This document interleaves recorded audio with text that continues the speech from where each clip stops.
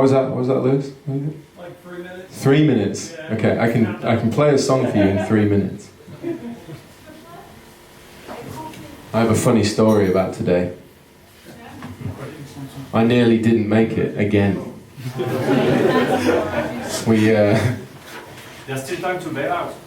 Yeah, so I was meant to do this when I was on tour with Frog Leap, and the bus broke down, so we couldn't get here in time. So I had to cancel. I was really, really sorry that I had to cancel. How many of you were supposed to be coming that time? Oh shit, okay. I'm really sorry. So it's all organised, we're like, yeah, cool, we're gonna do it again. And packed everything last night, I'm like, yeah, sweet, we're gonna make this, it's gonna be great. Get the train, meet Lewis this morning. Lewis is one of the guys at Chapman. He's a great guy. Thanks, mate. It's alright. So we get the train, we're in London, we're waiting for the Eurostar, which is gonna take us over here. And we got some food and we're just hanging out, you know, it's really casual, everything's really good. I'm eating my sandwich. And then I was like, I need a fucking passport to get on the train. Because when I fly on an aeroplane, I think, you need a passport. But when I get on a train, I'm like, you don't need a passport for a train. And then realise that I can't leave the country without a passport. So I turned to Lewis and went, I don't have my passport. And then from there it turned into, how are we going to get back home and back to the train station before the train goes? It was impossible. So I ended up getting an aeroplane here in the end. I had to get an aeroplane. Lewis left. He was like, I'm going to Paris, man. I'll see you later. So I was stuck. So there I got an aeroplane, finally made it. I honestly thought I was going to have to cancel again because I left my passport at home like an idiot. But I didn't, thank God. I'm here now. I brought the English weather with me as well, as you can see. So apologies for the rain, having to stand outside and get a bit moist before we start. Anyway, I'm going to play a song, and it may be a little loud, but it's so the chaps at the back can hear that. So just to warn you, it might be a bit. I mean, it's a 100-watt amplifier. It doesn't do quiet, but we'll try. Okay.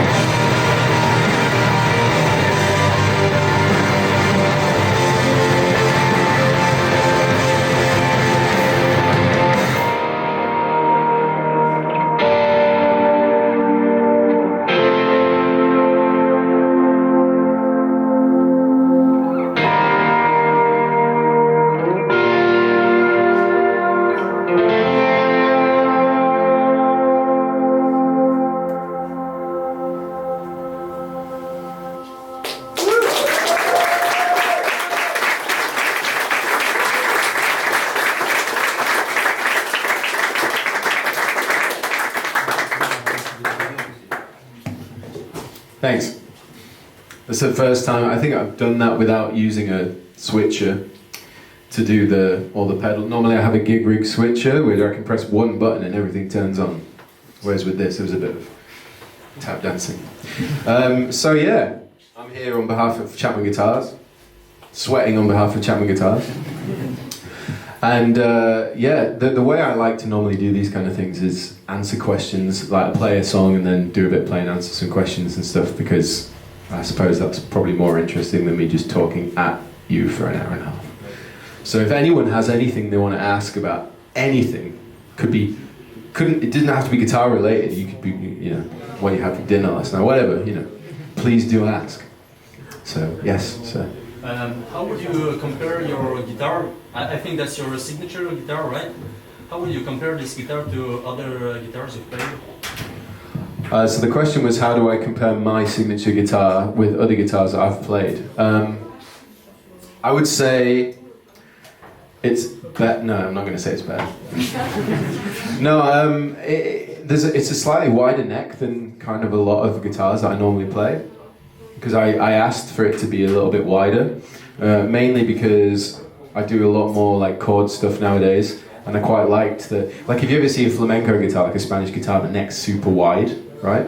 So that you have a little bit more margin for error when it comes to playing shapes that are a little bit awkward, and that was the reason for doing that. That I had a little bit more forgiveness when it came to playing live, because I like to not stand still. So, you know, with a bit more space on the fretboard, it means I can move around more, play different chords, and it's a little bit easier. And also the neck's, I guess it's a little bit fatter than a lot of modern guitars. Like I would guess that a lot of the guitars in this room are quite flat fretboards and, you know, like thinner necks for that kind of modern style guitar playing, whether it be lead or whatever. Whereas this was kind of centered a bit more around something solid for gigging and riffing and that kind of thing. But also, I kind of got used to bigger necks because I play a lot of Fenders at home. So, I guess other than that, it's, you know, it's just if you like that kind of thing. I guess the only thing that I really do think that every guitar should have is locking tuners. Like, not every guitar has them, and I think every guitar should, because it's a sensible thing to do. It means you have less wastage and all that kind of stuff. But yeah, generally speaking, I wouldn't say it's any better or any worse than any other guitar. I think, like, if you're into that kind of thing, then you might dig it. If not, then play something else. Hope that was a useful answer. Thank you. Yeah, anyone else got anything they want to ask? Yes. Hi. How do you keep your ideas fresh? I mean, oftentimes I find myself playing the guitar and moving around the fretboard, that nothing comes, no ideas, no inspiration. How do you overcome the writer's block? So how do I overcome writer's block, keep things fresh?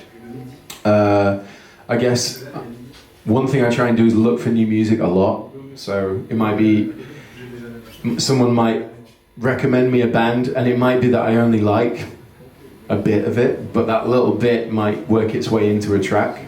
So I think it's quite easy if you say, let's make it simple and say, I just listen to metal, for example.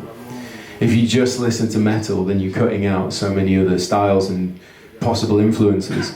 So I think if I want to keep ideas fresh and keep things moving forward, I tend not to focus always on like heavy music. I might listen to I actually spent a lot of time listening to classical music for the last record, because there's loads of chord progressions in classical music that were surprisingly cool.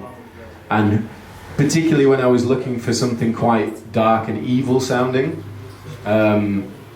classical music's really good at sounding really dark and evil. So I spent a bit of, my cousin's he's a classical, plays bassoon, and he's like well up on his classical music. So I gave him a call, I was like, can you recommend anything that's really sinister and evil sounding? And he sent through a load of stuff, and I just listened to it for quite a few months on and off. So that's a good example, I guess, like something completely removed from what I like to play in the band. In terms of like lead ideas, I think I mean, nowadays you can scroll through Instagram and you'll see a million guitar players that all play very differently, and you might go, oh, that guy's doing something cool. And provided you remember that you saw it, I think a lot of people scroll and they're not really paying attention to anything. You're just like, yeah, it's cool, it's cool, it's cool, it's cool, it's cool. But actually, you know, if you remember, oh, that guy was doing a really cool hybrid pick thing earlier, and you bookmarked it and you have a look, then it's always useful to gain new ideas that way, on top of listening to other instruments. Like, for example, saxophone is a really good instrument in terms of, it's quite close in terms of phrasing to guitar. So a lot of the ideas that you hear saxophonists play, that in terms of fusion licks and things, you can actually translate onto guitar quite well. So that's always, you know, listening to stuff that isn't necessarily directly related might help you. Yeah, I hope that was a helpful answer. Thanks. Yeah. Diversify the music, listening. Anyone else got a question? Yes. Hi, Rabea. I'm a Hi. fan of Sounds Like, the series you make for Andersons. Oh, cool. And now you're talking about diversifying the music. What was, two questions, what was the easiest episode you made, and what was the hardest, and why? Okay. So the question was about the Sound Like episodes that I make on Anderton's TV with Matt.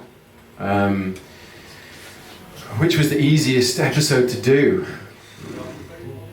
I don't think any of them are particularly easy, but I think possibly like Lenny Kravitz was quite easy, because there's not a lot of really interesting different guitar sounds. There's a guitar sound. Like AC/DC, that was a good one, that was quite easy.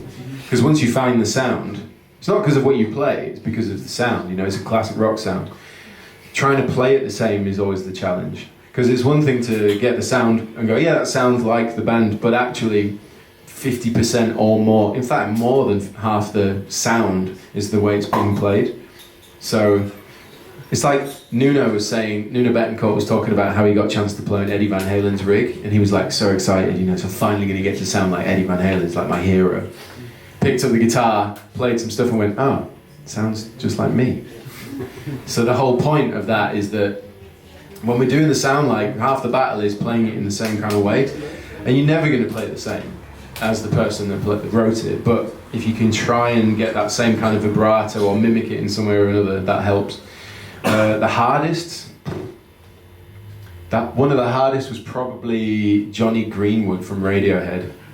That was hard, because the sounds are so specific. You know, if you listen to the OK Computer album, any of the guitar sounds on that are like very specific. So like it took a long time. I think we spent 3 hours getting the sounds before pressing record on the cameras.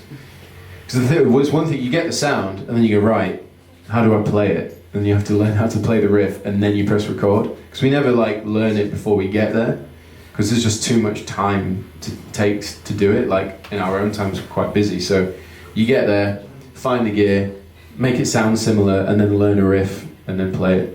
And we remember one time we got a lot of hate online for not playing Tool correctly. There's so many comments, people were like, yeah, it doesn't sound like you didn't play it like Tool, man. You didn't play it. Like, sorry. What do you want me to say? So yeah, but I appreciate you watching the episodes. It's a lot of fun to do, actually. So, what's the one coming out on Wednesday? We have one coming out on Wednesday. That is Mark Tremonti. So not everybody's into that guy. He's cool. He's a good player. Do you like Alter Bridge? Yes, definitely. Cool. There you go. There's no Alter Bridge in this episode because it's Mark Tremonti. It's a different thing. Anyway, anyone else have a question? Yes. So how to sound like Rabea Massaad without busting the bank? Oh God. You could do it. How to sound like me, apparently. Well, that already busts the bank, so you can't use that. And the Strymon pedals as well. Basically, just get a guitar sound that's not got loads and loads of gain. Like, I'll know this one sounds... If I play really quick. There's not loads of gain, because it's not feeding back. If there was a lot of gain.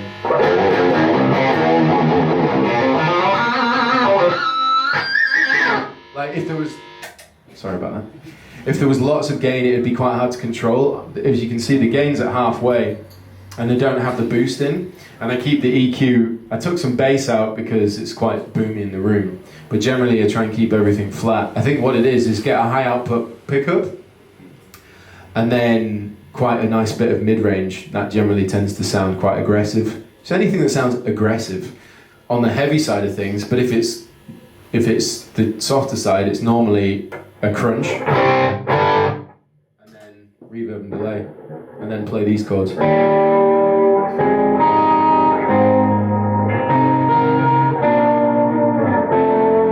Anything like that sounds, I do that all the time. That's all I ever do nowadays. Just any reverb that's like a whole reverb that you have control over the high control. Like if you can take the treble out of it, I always dampen it off a bit so it's not really like zingy.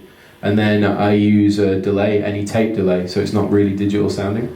So there's a bit of a, yeah, it's not really clean. Do you know what I mean?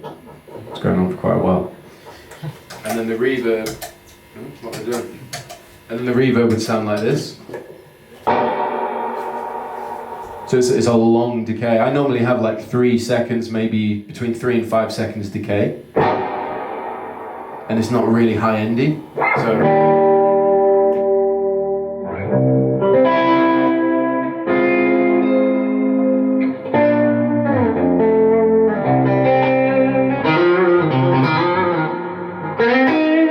So it doesn't get in the way when you're trying to play. You can play around and it doesn't like get too much, if you know what I mean.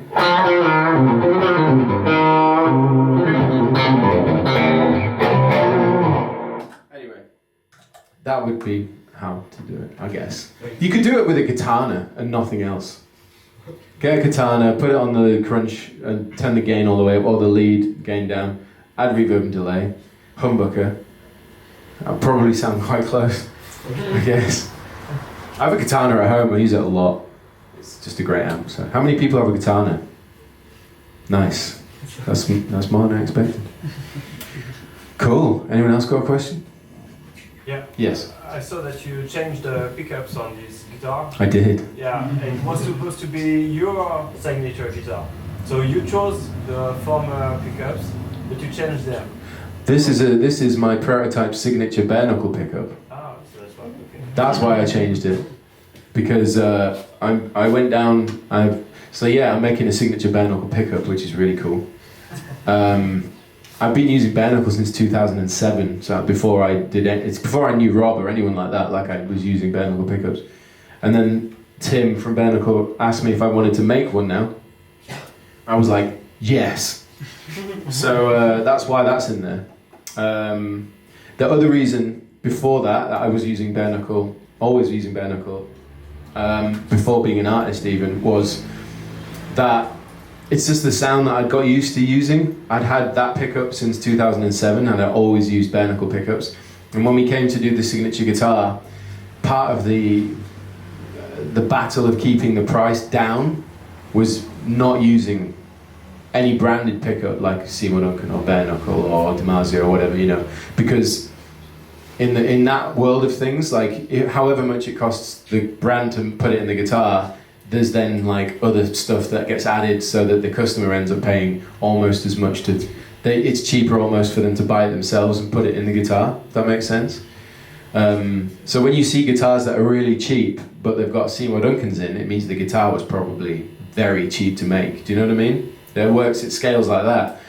So me wanting bare knuckle, they're like quite expensive as it is. You know, you can buy a bare knuckle pickup for, what is it, 100 quid, 130 quid or something like that. So it would have ended up making these guitars cost like way more money. So I'm really hoping that with this signature pickup we can put it in the new ones and we can work something out so it's not lots more. But obviously putting branded pickups in a guitar will cost more money because that's why.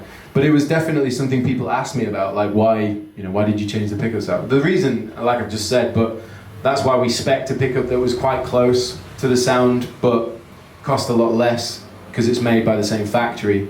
So if you got one of these guitars with the pickups that it comes with, the Henchman set, I still designed them and I still made them sound as close as I could to what I like to use. But being a bare knuckle artist now, that's what I like to use. So yeah, hopefully that answered the question. But yeah, this is exciting. Sounds cool. Sounds like this.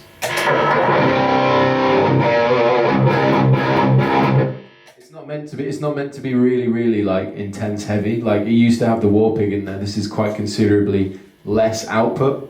I think the war pig is 21.5K output, which is like right at the top. And this is just above 15, so it's quite a lot less. So it means that when you play softer stuff, it shouldn't be as compressed, and if you chord split it,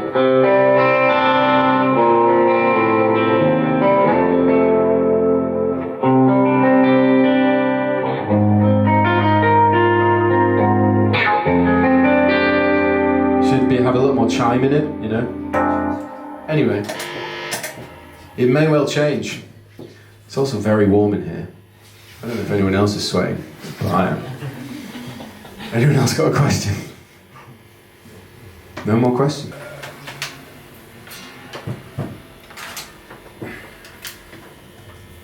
I also put the same pickup in this. Just check it's in tune. How many people have a baritone guitar?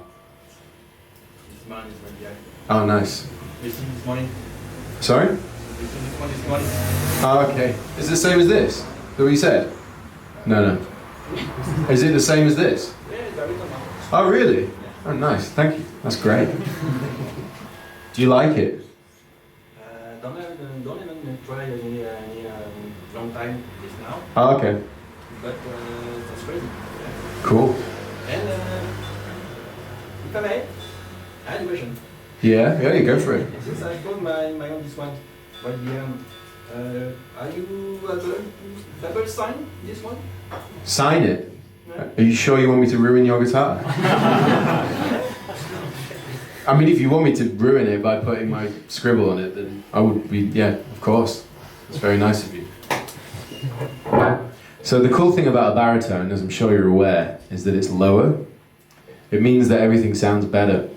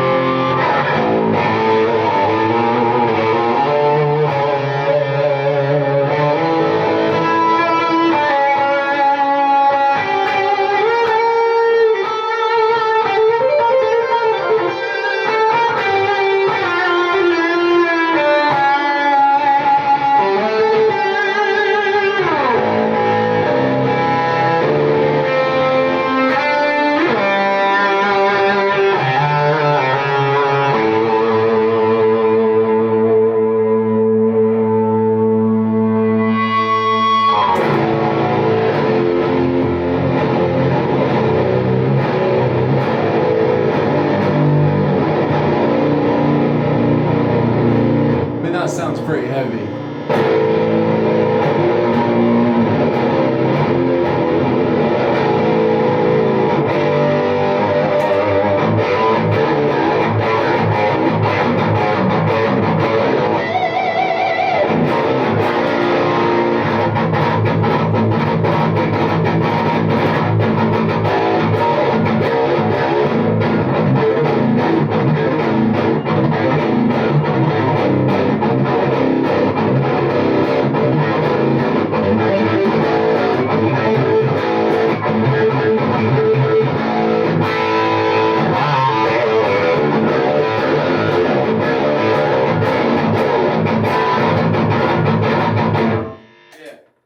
Pretty heavy.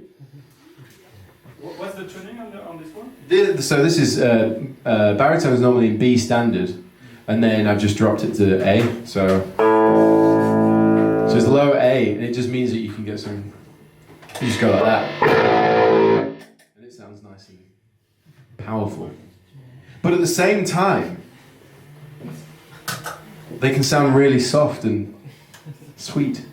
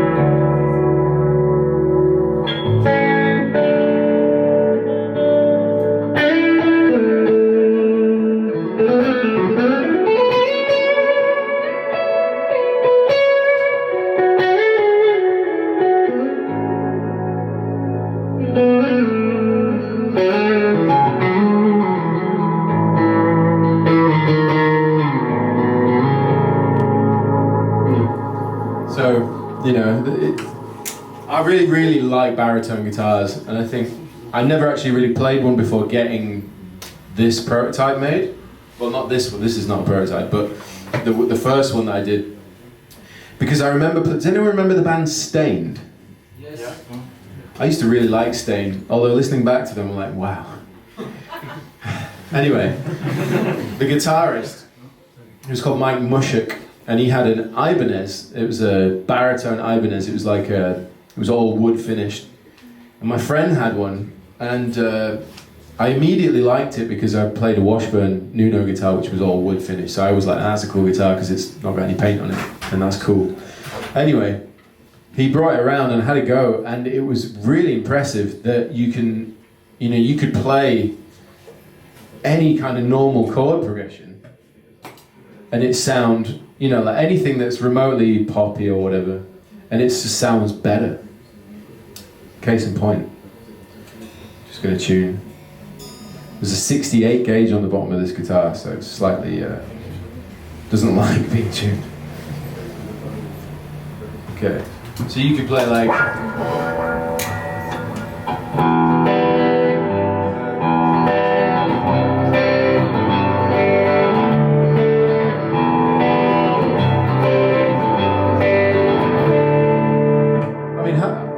Say that to me sounds better than it would if it was in standard tuning, because it sounds like lower and warmer and bigger and all that kind of thing. And that was the first time I played one, and I was like, shit, that's amazing how everything just sounds heavy, like if I was to go.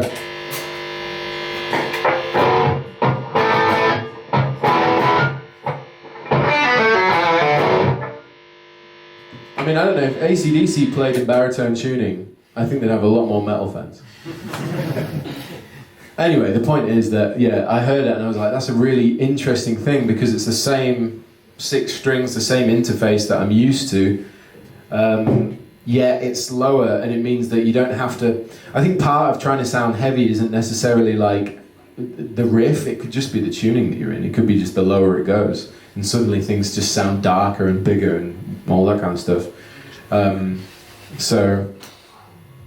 So that got me onto a baritone, but it wasn't until I got the prototype of this one that I actually realised how much more you could do with it than just play pop songs or heavy stuff. And that's when I realised you could do lots of cool like ambient stuff.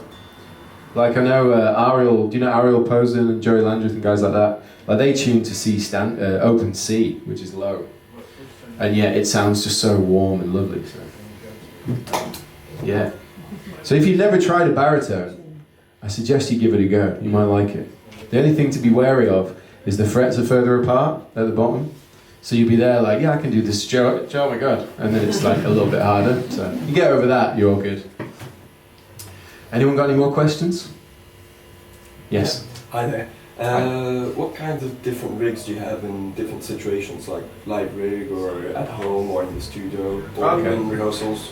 Do you have the same thing, or does it change a bit from Okay, so the question was what different rigs do I use for different situations, I guess is more or less what so at home, it's normally always, so it's either the Kemper, because it's easy to switch it on and then you're like, cool, it sounds good. Or I'll use my amp like one of these through the Torpedo, 2-notes Torpedo. Or I just got the Boss Tube Amp Expander as well, which is the same, it's a load box. Because I live in a house, terraced house, and my neighbours will come round and skin me alive if I turn up a 412, start riffing, you know. So that's what I do at home, and generally, because you've got it running through your computer, you know, I don't have to plug loads of pedals in. I'll just go to like a plugin that I like, you know, Sound Toys or a Universal Audio plugin, and just load up a Lexicon 224 reverb, and it sounds beautiful, you know. So generally at home, I don't need to do anything more than have the amp into the load box or the Kemper. For anything, I guess anything where I'm trying to write, anything heavy, it will be, or any kind of hard rock rig thing that I need, it's always going to be the Kraken with a gig rig pedal board probably. Because on that pedal board, I can plug that into most amps, and I can have my fuzz, my octave, my reverb delay, so it generally just works as a single unit. But I just did a thing last week with Universal Audio where we were playing a Justin Timberlake song. So I was like, I'm gonna put the baritone down, and I used a Fender Strat. You know, I love Fender Strats, so I used that with like a Victory V140, so it's like the clean amp, with just a fuzz. I think it was a Klon replica and some reverb. So it's a very different thing. And I think if I was going to go out and do anything that wasn't heavy, that needed like a humbucker or something, it would most likely be a Strat or a Tele with a clean amp for headroom, and then I would use fuzz, like an overdrive, and maybe an Octafuzz, Octavio, something like that. More of a bluesy kind of rig, I guess. That's generally what I use. And then in this situation, because I can't bring all my gear with me, it's cool that Metal Guitar have the amplifiers that I use, and they very kindly provided Strymon pedals. So it's kind of got elements of what I would normally do, but I could do it with a Boss Katana, for example, because you could, as long as there's reverb, delay, something high gain, something clean, it tends to work. I would say the biggest difference is genre dependent. It's either going to be Fender Strats and Teles, or baritones and humbuckers. Yeah, I don't really know what the in-between would be. Do you ever use the Kemper on live? Like, I don't. No, the only time I use anything like that is with Frog Leap, where I use the Helix and the Shuriken. Ah, you have the Helix, okay. Yeah, I have to use the Shuriken Variax with the Helix, because his songs, the verse will be in drop D and the chorus will be in an octave below. So you're like, well, I can't go, sweet, you know, you have to just like stomp on it, and you can tune the guitar however you need it to be. I really wish Chapman guitars would make a Variax, and then I could use a Chapman Variax, but you know, that I have to use that for that rig. And it's interesting because like I've just mixed the live album for the tour we did, and listening to the guitar sounds, I'm like, it does sound pretty good, like, you know, particularly in the style, the metal stuff, like it sounds heavy, but when you're playing, the one thing that I find really difficult is playing lead with the Variax, because there's this very, very mild latency. Like, because he tuned the guitar to a different tuning for some reason, and there's this tiniest little millisecond. When you're riffing and doing anything like that, it's fine. You don't even notice. Kemper has the same thing. Yeah. Tiny delay. Exactly, the Kemper does the same thing, because it's modeling, it's just how it works. And as soon as you start going into lead and doing anything remotely articulate, it's like, God, this is harder than I remember. And it shouldn't be, because it's a solo I've played a million times now. So, but you get used to it, and even by the end of the tour, that's what made me realise that it is definitely something you can't get used to. Like, by the end of the tour, I was still like, this is really difficult. But it works, and it sounds good for the gig. But yeah, I've not really used the Kemper live. I think because I use it at home for recording a lot, and I use it generally for any kind of quick video that I might shoot. I just turn the Kemper on, it's fantastic for that.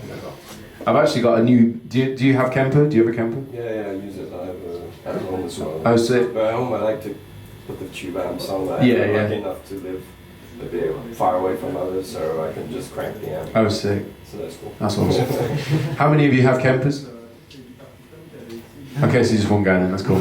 Well, for you then, I've made a load of new Kemper profiles for the Victory stuff. I've just profiled this. Okay. Got a load of new profiles of it. So it's, I thought Guthrie was using a lot of those amps. So I was kind of looking for stuff like that. Yeah, yeah. So, nice. yeah, I did a load of different Kemper profiles of Victory, the full Victory range now. So you check that out.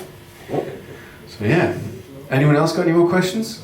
Yes. Yeah, how are you feeling when it comes to write new music, like avoiding sounding like other bands or playing the same music over and over again? So how do you avoid? So I guess that's kind of like how do you keep things original, right? When you write your music, it's kind of difficult. And I'll give you a bit of insight. Is like we just released the Tosca record last year, and I really can't start writing new Tosca material now, because it took a lot of like energy creatively, and like it was a really intense thing, you know, to try and get this and try and do that, you know, make it sound a bit different and original. Like in my opinion, there might be a band out there that sound identical. I have no idea. So in my mind, I'm going, yeah, this sounds kind of cool. It's something I've not heard before. But for that reason, if we go and write another record now, it'll probably sound very much like that one. So I'm kind of just putting that on the side now, and we're just going to focus on gigging, doing the festivals and stuff. So I think a good bit of advice would be, if you've put a lot of yourself into a record, give yourself some time off, go and listen to other stuff, maybe play in some different environments, different bands, like whatever it is you might do, learn a new instrument, whatever. But the point is that you give yourself enough time to stay away from it creatively, particularly that thing, you know, like I could write with Dorje and it's fine, or like do something else, it's cool, but Tosca, like I have to give it some time off. It's just the way I go about it. But I think maybe if some people feel the same way, you know, it's always good to just take a break, try a different direction, and you might actually find that so for example, like the grinding gears thing that I do, these little tunes that I write for like gear demos and stuff, because they're always very different they're heavy, but they're not in the same way to Tosca. So it's actually quite nice to like get that out, doing it like that. And then for some reason I feel creatively like refreshed to go back to Tosca and go, okay, well that's taken care of. I've done the genty thing or whatever. I can focus on trying something heavy that isn't, you know, whatever. So yeah, just give yourself a bit of breathing room. Yeah. Try write if you write metal and you've done it a lot, write some country. If you write a lot of country, you've done it a lot, write some metal. As a really basic example.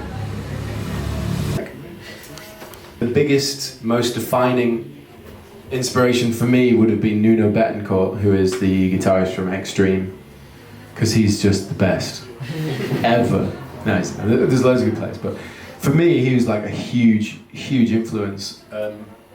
I think because I started playing drums before guitar, apparently he did as well, but like I found his style very rhythmic. You know, he had a lot of rhythmic, like phrasing was really interesting, and a lot of the lead notes and stuff were a bit different from what I was used to hearing at the time.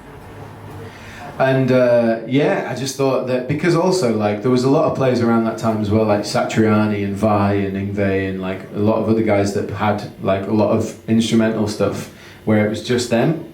Whereas Nuno was always in a band. So it was always like, we're writing a song, and then in that little bit of the song is like my turn to show you what I can do. And I always really respected that, because it was like, it was for the band, for the song kind of thing. And I've always been in bands, so it kind of made sense to me. So I'd say he was definitely the biggest inspiration. Not necessarily just for the shreddy stuff, but he would do, wrong channel. He would do a lot of like,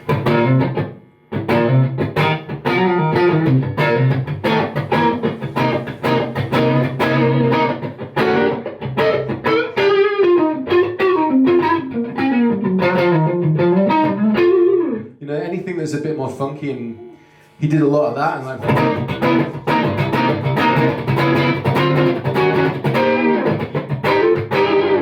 anything that was like really snappy, I was like, that is the sickest thing. Because not only can he like play really, really fast, there were these random bootleg videos do you remember Kazaa and like LimeWire? Do you remember those downloading apps?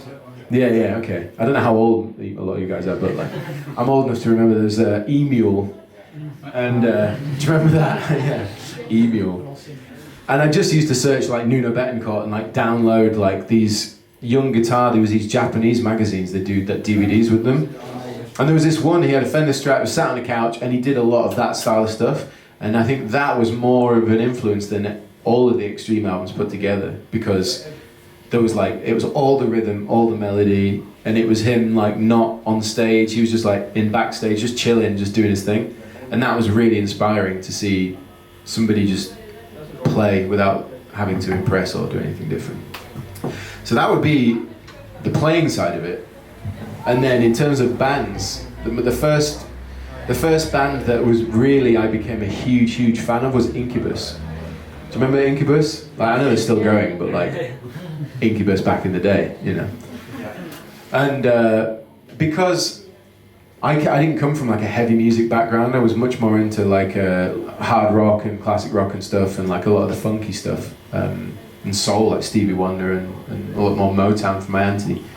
And so heavy music came later on, but Incubus were kind of a nice little bridging the gap, because there was, particularly on the first album, or second album, Science, the album Science, there was funk influences and like hip hop influences, and then there was the heavy stuff, and there was this really nice progression into that world.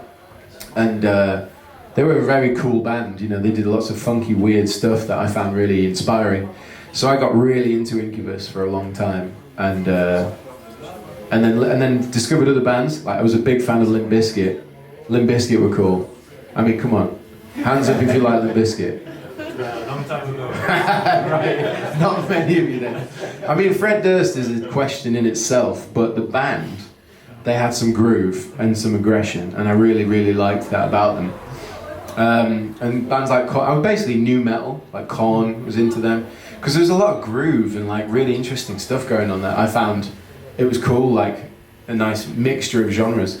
But yeah, it was Incubus and then Pantera. So it went from like a bit heavy to like heavy, you know. And like I was well into Pantera for a long time. And I think then after that, then I started to listen to bands like Meshuggah. But around before Meshuggah, actually Carnival, I can't believe it, that's the biggest influence. I was getting to that. I was building up to it to say the biggest influence for me in terms of composition is Carnival, which are an Australian band. I'm wearing the t-shirt, for God's sake. Like, that wasn't intentional, like, I just realised it. But hands up if you know who Carnival are. Okay, you've not heard of them? I'll check it out. Oh, they're really cool, man. This album, Sound Awake, this is the front cover. It's the first album of them that I heard, and it would just, I think at the time the band was trying to get into more progressive, like darker stuff. And the thing was, there was a bit of that like crossover with Incubus with the clean vocal, and it had the groove, and you could hear that there was like, on the first album, a bit of that. And yeah, in terms of composition, so impressive, so deep, and like there was so much movement in the music, and I was just taken back by it. And I think I listened to that album from 2009 to 2012 almost every day, at least once or twice, you know, just like put a couple of songs on, at least once a day. And yeah, they were a huge influence. And then that kind of, and then yeah, those are the biggest ones. So good question. But if you've not heard Carnival, check them out, because they're really cool. If you like the Tosca stuff, then it basically sounds like Carnival. So, anyone else got any more questions? Yes. You said on your baritone you were tuned to B, but why don't you use a 7-string instead of the baritone? See, this is a question that I've been asking myself recently. So the question was, you use a baritone, but it's tuned to B, why not use a 7-string? Because I was a 6-string player for a long time, for many years. I still am, you know, I love playing a 6-string because of the shape of the neck, it's smaller, whatever. And every time I picked up a 7-string, I was like, this is weird, like, I don't know what I'm doing, you know, like I'd be playing here and I'd be like, I'm on the wrong string, and it just didn't make sense.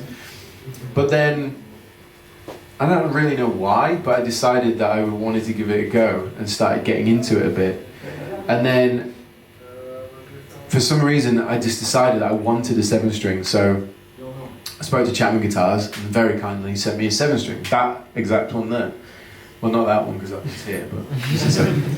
And yeah, and then so I wrote a tune with it. I think the best way for me to get into it is to write a tune. Otherwise, I'm just going to be sat here trying to work out how to play scales, and it's not going to make any sense. So I started writing riffs, trying to work out new chord shapes, and then came up with a tune.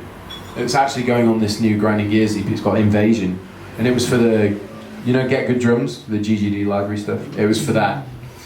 And after recording that and doing that with the riffs and stuff, I was like, okay, now I get it, because I've done it and I've used it for however many hours it took me to write and record it.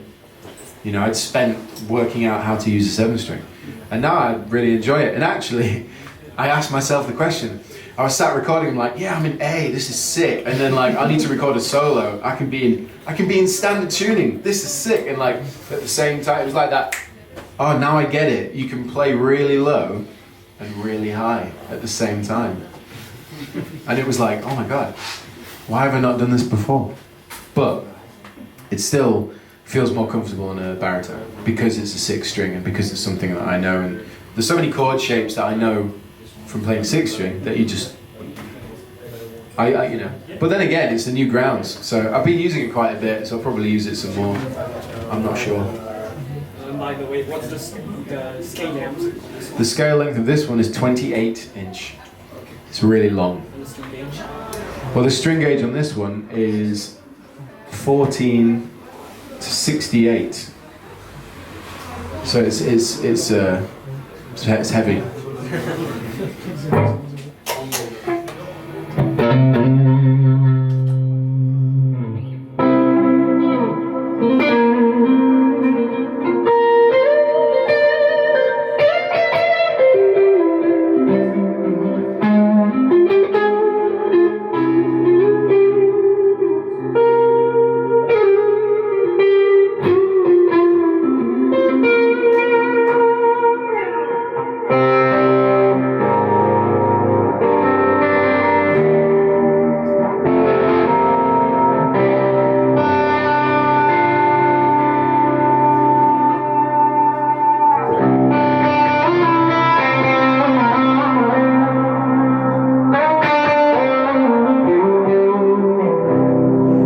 On a 7-string, I'd find that a bit more difficult to do because it's very much just going with the flow. And with an extra string, it kind of disrupts the flow.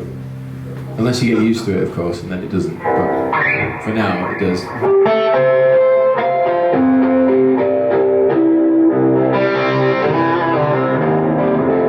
Anyone else got a question? Yes. Hi. Hello. This is a non-technical question, but it's music related. Cool. So I wanted to know how you got to know and work with Rob Chapman, Rob Chapman, Leo, and Okay. you know these YouTubers, how you got to work with them, Okay. to meet them. So how I met the world of YouTube, basically. Yes. Basically, yes. Yeah. So I met Rob Chapman first. That was a chance. I'd seen him on YouTube, actually looking up a Washburn Nuno guitar before, believe it or not, before living in the same area. And then I remembered his voice. He'd cut all his hair off, and he'd come into the pub where I was working. And before remember he used to have really long hair. He came into the pub, and he was wearing like a farmer's hat. He looked really random this day. And I did not recognize him anyway. He said something and I was like, I know that voice. That's the voice of that guy from YouTube. So I said, oh, you're that guy from YouTube, right? And he's like, yeah. I'm like, oh, cool, yeah. I remember watching a video about you about this guitar. I was like, oh, I remember that guitar. Anyway, I was like, do you want to, maybe we should jam or something? I play guitar, like, something went, ask this guy if he wants to jam, you know? So we did, we had a jam and then became friends. And he was the one that said, make a YouTube channel because it worked for me and you seem like a cool person. Whether I am or not, I have no idea. But at the time he was like, yeah, it might work for you. so I did, and I started making videos, and then we started a band, and then that happened, and then that started to get bigger, I suppose, and then doing it more and more. And then we went to the NAMM show in LA like many years later, and I guess because on YouTube you can see people without meeting them, and you can get to know people without knowing them. Do you know what I mean? It's a really weird thing. Someone came up to me once and was like, "Hey, how's your dad? Like, I know he's got that '79 Strat, right? Did he get it refretted?" I'm like, "What? How do you know that?" Like, and then realised that it was online. So that was really weird. But the point is, I'd seen Rob Scallon, like I'd seen Jared, I'd seen Leo and stuff, and a few of them were playing Chapman guitars, so there was a bit of crossover there. And then they were all at the NAMM show, so you introduce yourself, you get to know each other. And everyone's at different stages in their growth as a YouTube person, and obviously they were all way bigger, but I remember Leo asked me if I wanted to do a solo on Get Lucky, which was one of the songs. And after that, we became friends. Flew over to Norway and we hung out, just not to do any music, just to be friends. And then from that, everything grows, doesn't it? And then you meet Rob from his signature model guitar with Chapman, and then I had one, and then, through doing the shred collaborations with Jared, because he emails and goes, "You want to do it?" And it's a community, and you just get to know everybody. And then we have a WhatsApp group now, where it's not full of anything useful or anything remotely to do with YouTube. In fact, it's quite offensive at times. There's things in there like, shit, that should never see the light of day. But anyway, but yeah, so you just become friends, and I guess colleagues in one sense, but more friends than anything else, So it's really cool. It's a really weirdly cool thing to be involved in. So very grateful to get to know those people and work with them. So hopefully that answered your question. Does anyone else have any questions? Yes. In all your activities, which ones are passion projects and which one really feed you? Oh, okay. So which of the things I like doing allows me to live, and which of them allows me to have fun? Tosca is a passion project. So it doesn't earn, none of us earn any money from it, but we do it because it's the thing me, Ben and Dave have been in bands together since we were 17, so I'm 31 now, so it's quite a long time, quite a few years. And but we do it because we really enjoy writing music together, and there's a feeling we have when we play together that it's a chemistry that it's from years of playing together, So, that's really why we do it. And we're playing Download Festival next weekend, which is a dream come true. We went to that festival when we were 17, and it was that kind of thing. One day we'll be playing on that fucking stage, and then next weekend we're going to get to do it. So that for me is definition of a passion thing. If you're passionate about something and you pursue it, you'll be rewarded one day, and it doesn't matter if you earn money from it. So that's what that is. YouTube is a slash right down the middle, because on one hand I do it because it's become something I'm passionate about, because you get to connect with people. For example, all of you here would have no idea who the hell I was if I didn't have a YouTube channel, or knew people that had a YouTube channel. It all worked that way. So it makes me passionate in that sense, because you get to connect with people, and it's really rewarding when people enjoy what you do. But at the same time, those video demos of pedals and stuff like that is what pays the bills, because I have a channel that's whatever size it is, and X% of those people might buy that pedal because I said it sounded good, I made it sound good and said it's good, right? So it's this it's totally half and half with that, because on one hand you're going, yes, this is work, but it's still something I'm passionate about, because it's guitar, it's music, and I get to connect with people. But then there are things that, where you audio engineering jobs, mixing stuff, let's say, editing work and stuff sometimes is monotonous, where you just have to do it because it pays the bills. It's really a case of doing lots of little things, That's basically what I end up doing, is a bit of that, a bit of that, a bit of that, a bit of that, and try and keep that always refreshed all the time, so that I can earn enough to live. And thankfully some things are more permanent than others. For example, working with Victory Amplifiers. I'm on the R&D team, so like I get paid like every month or whatever for working for them. So yeah, as long as I can pay my rent, anything else, I don't care. I'll do it because I love doing it. You know? I tend not to do things nowadays that I don't enjoy, because before doing anything YouTube, I was a debt collector. I did that for like 5 years. It was horrible.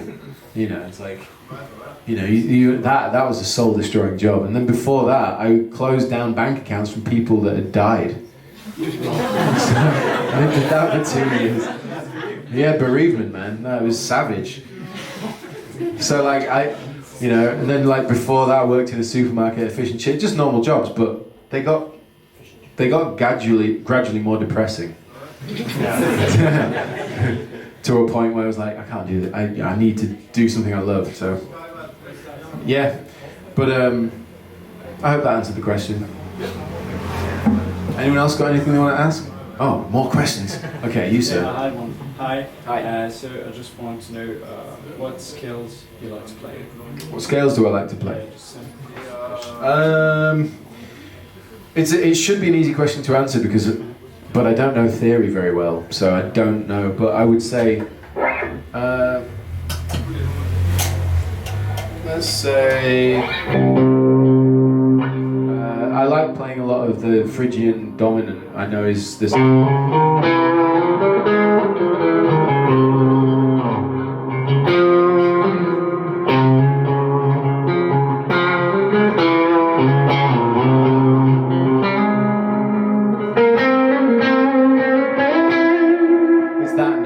Sounds a bit jarring and weird. And I also like, it's not necessarily a scale, more so that I really like doing this kind of thing where you take a major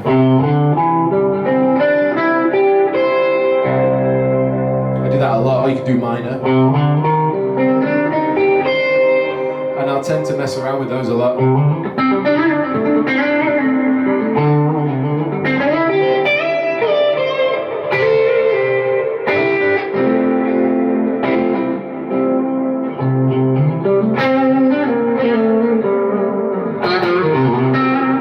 Obviously, everyone loves the pentatonic, right?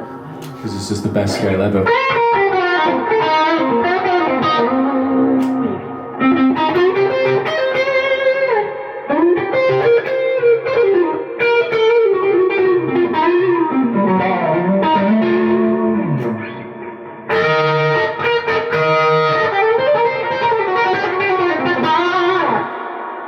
It's a lot of reverb. Yeah, so I'd say those are the three kind of things I like to do that I tend to do a lot more than anything else. And when I'm doing if I'm writing a guitar solo or something for a piece of music, I don't really think about it like a scale, because I find that it kind of will stop me thinking about what to do melodically, if you know what I mean. There are shapes that help, like I said, you know, doing or whatever. That shape is useful because it gets you around, and you can decide if you're playing over a minor or a major that it's a good starting point, you know. So, but generally speaking, if I think I'm going to be playing Phrygian here and then I'm going to jump over Mixolydian there, then that kind of doesn't work for me. Some people, it works fantastic. Like Rob, that's how he does it. You know, he'll listen and go, I can play this and this and this over this. And I find if I think like that, I make all the mistakes. So I just don't. And I think it takes you longer to learn that way, though, because you spend longer working out what you shouldn't do without knowing that you shouldn't do it. Does that make sense?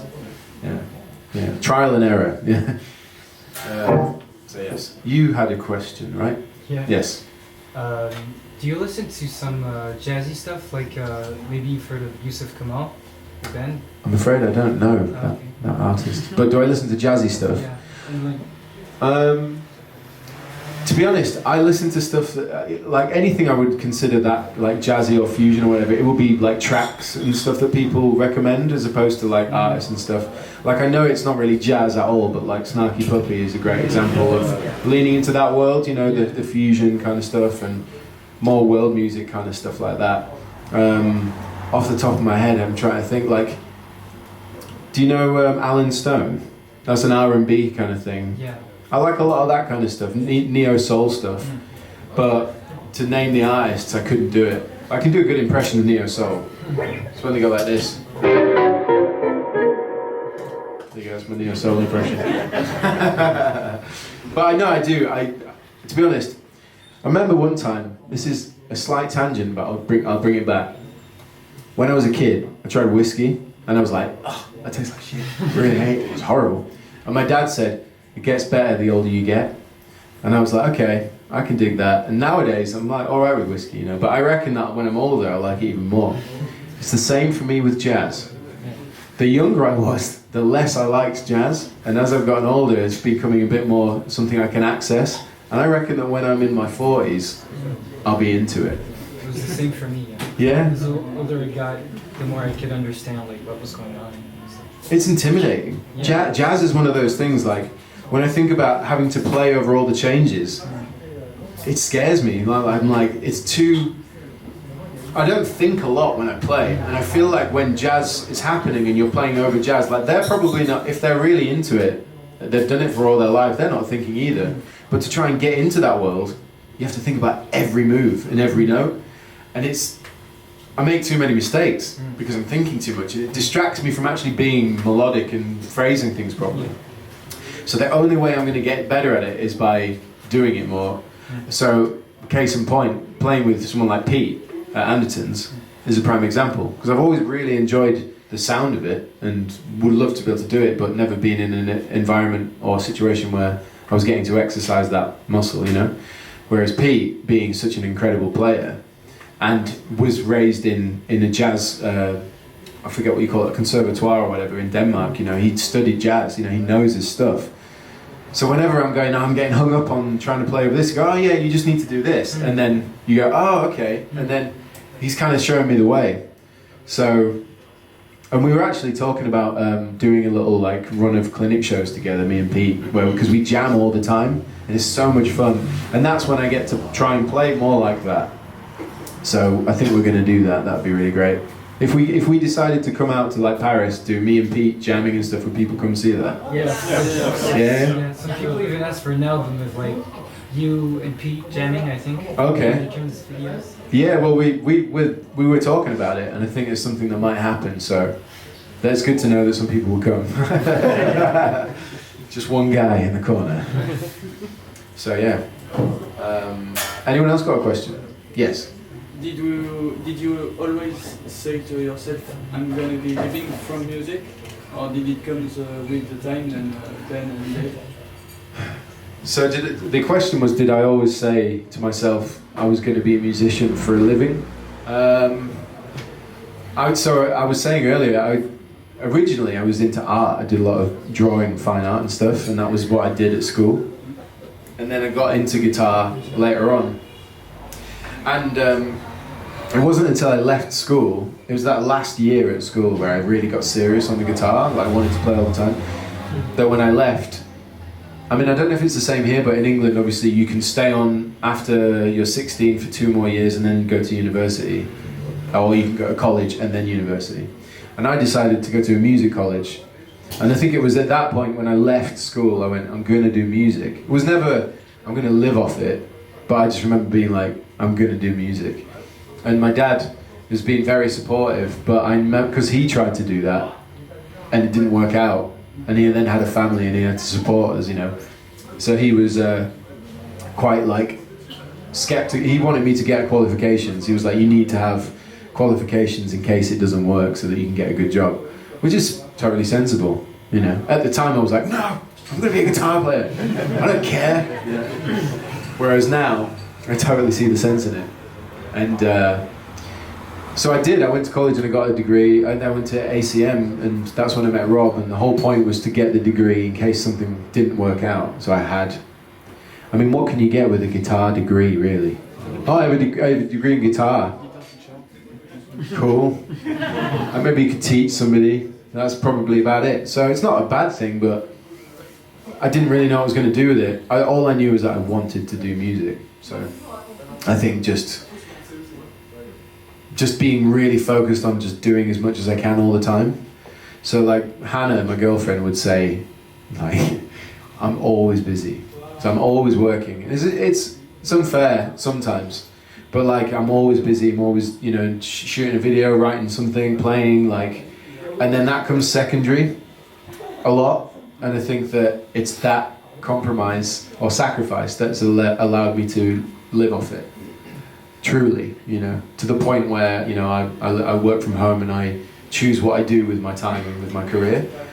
But that's come at a price of not really having a very normal kind of personal life, you know, like just, yeah, you're away a lot, and like when you're not, you're really tired. So I'm not scaring you away. If you want to be musicians, totally go for it. I'm just telling you that it can be tiring and you will have to make some sacrifices, but it's fun. So, yeah. Sorry to get deep on you for a second there. I'm just like, I felt I was getting a bit emotional. So, anyone else got any questions? Yes. Yeah. Just a technical question. When you're on tour, for example, what's your like quickest warm-up exercises for? Because sometimes, like when I'm on tour, you're tired and you don't have like sometimes you don't have venue with like a backstage, proper backstage, so you can like practice. You know. Okay. Like, what would you do in that sort of situation, or what kind of exercises do you do? Okay, so if I'm on tour and I don't have a lot of my own time or space and I need a quick warm-up routine, I almost always will sit and go, this is not in standard tuning, but it would be... Yeah, and I'll just sit there and do that up and down to sync up the fingers, and then I do another one where to sync up, to loosen up the wrist. So I do like a...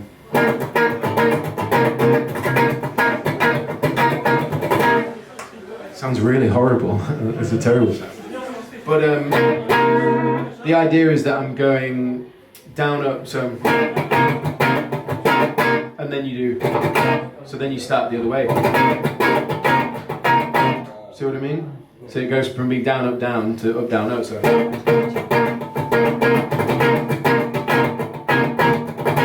And then swap it back around. And the more I do that before a gig, the more loose I'm feeling. And then particularly with Frog Leap, I'll sit there and do like, you know, I'll just do that over and over and over again so that I'm like tuned into it. And that, I'll just stand there and do that.